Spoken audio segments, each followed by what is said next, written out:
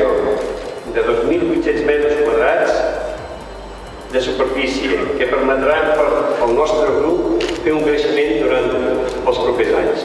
Avui comercialitzem 3 models d'aquest dron que els hem dotat d'intel·ligència. Suposo que durant el recorregut heu anat veient el producte com el teníem.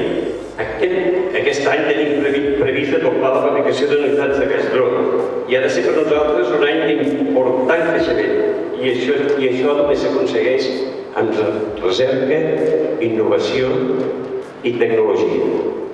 I volem seguir creixent a les nostres terres de Lleida, seguir sent un referent, com he dit abans, i que cada vegada més la gent ens reconegui. I Torrefarrera han anat i han crescut i tenen una íntima relació. Ells van arribar a l'any 94, quan tot just s'havia inaugurat el primer polígon industrial i pràcticament van ser la primera empresa de Torrefarrera. El futur és molt prometedor. Avui s'està inaugurant aquesta nova seu, però com ha dit l'Andreu Pi, tenen molts projectes, moltes idees que ens fan ser tenir molta esperança que el futur sigui molt esperançador.